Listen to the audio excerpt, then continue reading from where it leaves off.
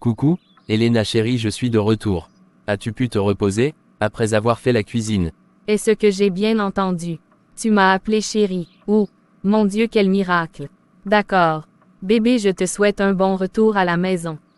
Merci, beaucoup de t'intéresser. Oui, je me suis très bien reposée. Super, je suis content de savoir que tu as pu te reposer. On passe à table, si tu veux bien, puis je vais aller me reposer un moment. J'en ai besoin. Puis je te propose ce soir de discuter, faire une soirée cinéma avec du pop-corn et vraiment passer un moment intime. J'ai besoin qu'on discute, qu'on fasse un cœur à cœur. En vérité, il y a longtemps qu'on aurait dû le faire, c'est vrai que tu m'en avais déjà proposé, mais jusque-là je ne voyais pas l'importance de le faire. Au final, je crois que tu avais raison. Es-tu d'accord avec ma proposition?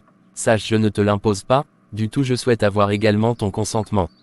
Bien sûr, mon amour, avec plaisir. Il y a effectivement un bon moment que j'ai souhaité qu'on partage ce genre de moment ensemble. Ça me va, je suis d'accord chérie. Très bien, chérie, on y va à table, puis on ira se reposer un moment, avant notre soirée cinéma.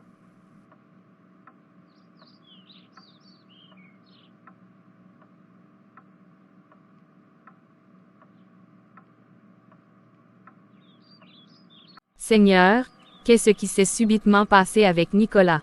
Quel changement d'humeur brusque. Je n'en reviens pas. Il est parti tout à l'heure avec son humeur habituelle et là il revient tout changer. On dirait que son échange avec Fleur s'est bien passé. Bon, je n'ai pas déjà envie de m'emballer trop vite. Je préfère d'abord profiter du moment présent et attendre tranquillement le soir. Seigneur, il propose même qu'on parte faire la sieste ensemble. Et, je suis vraiment étonnée. Bon, je me dépêche pour ne pas le faire changer d'humeur et qu'il vienne me faire le reproche de traîner. Allez, on y va.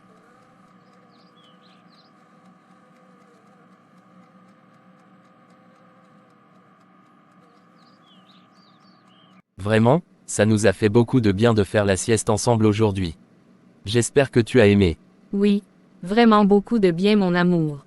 J'ai aimé, et je me sens particulièrement très en forme ce soir. Vraiment merci beaucoup mon amour. Pas de quoi chérie, alors j'ai voulu qu'on se retrouve ce soir pour discuter. Comme je te l'ai dit, je ne voyais pas la nécessité de le faire, car je me disais que ce n'était pas important.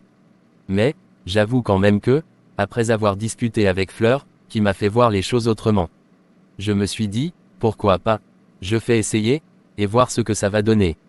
Bien que ce ne soit pas dans les habitudes, mais il est bien aussi d'essayer de s'ouvrir à autre chose. Suis vraiment ravi de remarquer que tu as décidé non seulement de rencontrer Fleur, mais en plus d'essayer de faire quelque chose qui en général ne fait pas partir de tes habitudes. Vraiment, chérie, j'apprécie ton effort. Alors dis-moi, je t'écoute. Voilà, je sais que depuis quelque temps, tu me dis des choses que j'ai estimées jusque-là être inutiles et sans importance.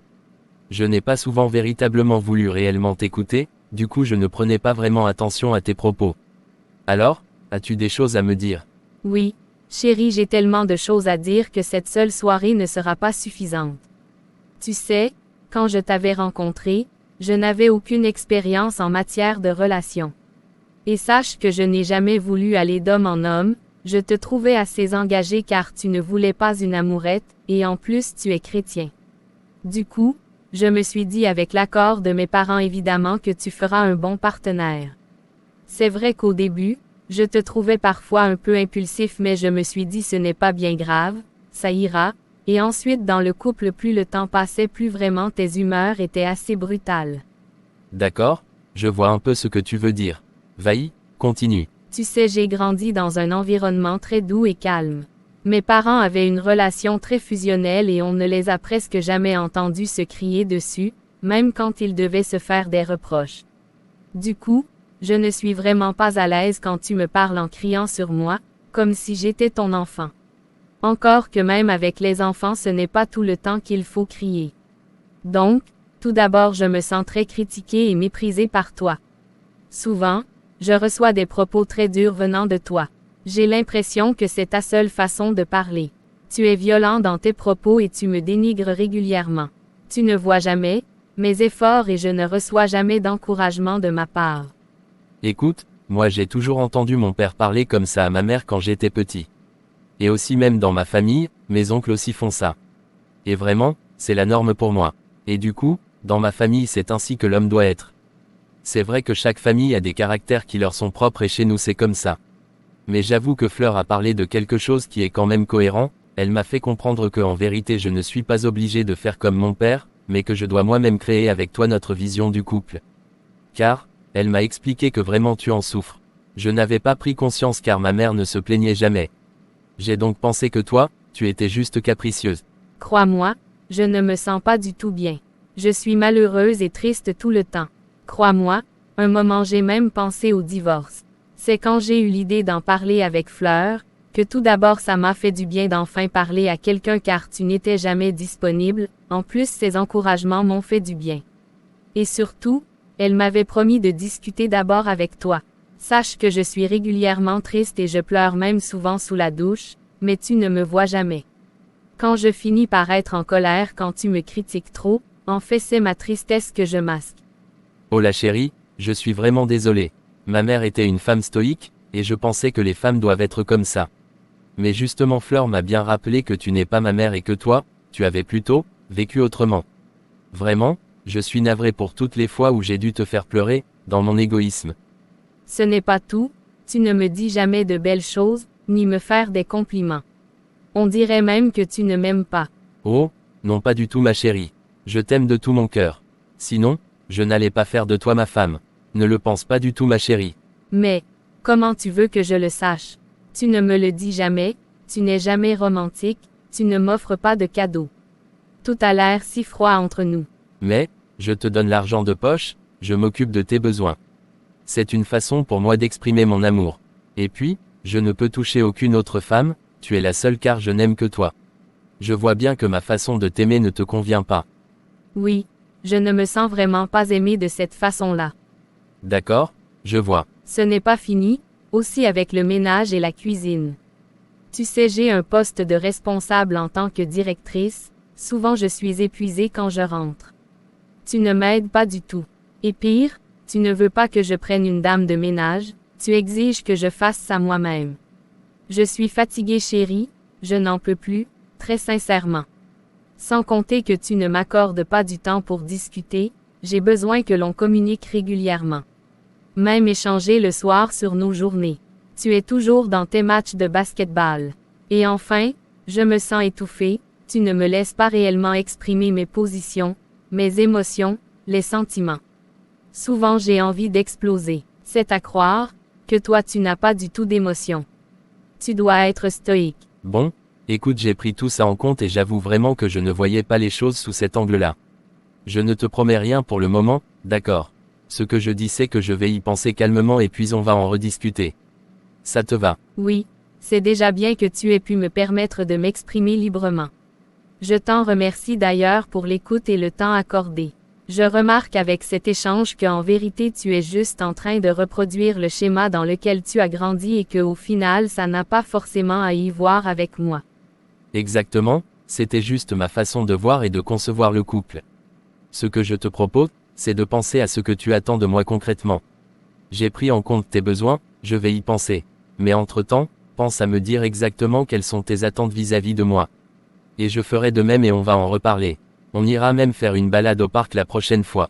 J'aime la nature, elle a un bon effet sur moi. C'est d'accord pour moi. Je suppose que toi aussi tu as des besoins. C'est vrai que tu essayais d'imiter ton père mais au fond de toi, tu as forcément des besoins qui te sont propres. Donc j'aimerais également connaître tes besoins prioritaires. Il va aussi falloir qu'on parle de tes attentes pour l'équilibre et l'harmonie de notre couple. Car je crois qu'il ne faut pas seulement qu'une personne soit à l'aise et l'autre pas du tout. C'est noté mon amour. Bon, on va s'arrêter là pour le moment et on va tranquillement suivre notre film. Ça te va mon amour? Oui, mon cœur ça me va bien évidemment.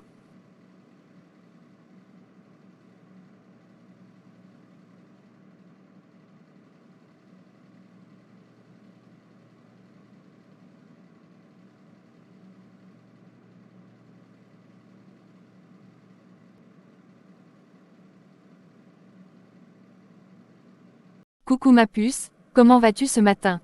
J'espère que tu as passé une excellente nuit sous la protection du Très-Haut. Oh, ma chère, tu n'as même pas idée. J'ai dormi, mieux qu'un ange par la grâce de Dieu. Bah, C'est super intéressant ce que tu me dis là. Ça fait tellement du bien de t'entendre parler en ces termes. Car la fois dernière ce n'était pas du tout le cas. Alors j'en suis ravie. Alors, je viens aux nouvelles, dis-moi. Écoute, je ne sais pas du tout ce que tu as dit à Nicolas, mais il est venu avec une humeur bien meilleure hier à la maison.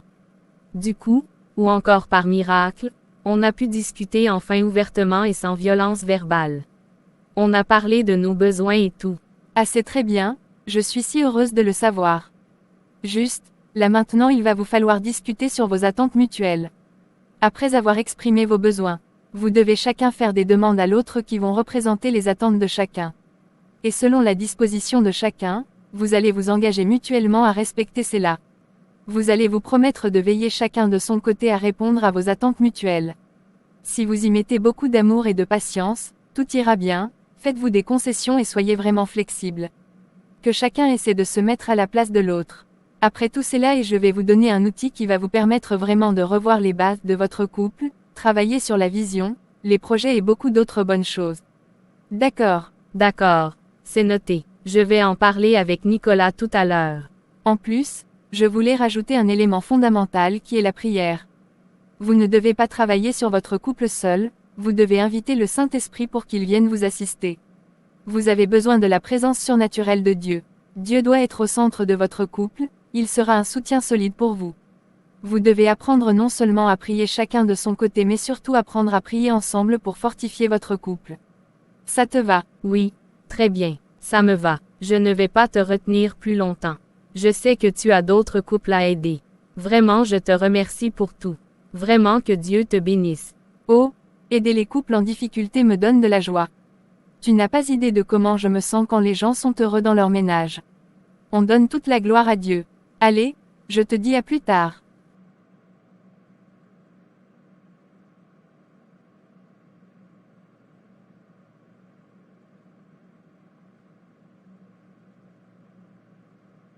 Pour ceux qui ne sont pas encore mariés, il est important d'aborder la question des besoins et des attentes mutuelles avant même que le couple ne soit formé.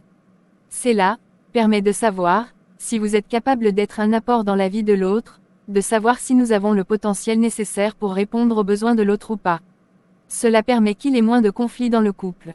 Aussi, il est important de chercher à connaître dans quel cadre de vie a grandi votre partenaire, chercher à savoir quel genre de relation entretenaient leurs parents, car on a souvent tendance à reproduire naturellement ce qu'on a vu faire dans notre enfance et autour de nous. Pour les couples, il est nécessaire que chacun fasse des efforts pour que les choses avancent. Si une seule personne est investie, rien ne va s'améliorer. C'est si vous décidez, d'un commun accord d'arranger les choses que vous aurez toujours le succès, peu importe les défis que vous allez rencontrer. Car les défis il y en aura toujours. Mais le plus difficile ce ne sont pas les défis en eux-mêmes mais c'est la façon dont vous les affrontez. Et moi je vous dis, à bientôt dans le prochain épisode. Avec tout mon amour, Fleur du Paradis.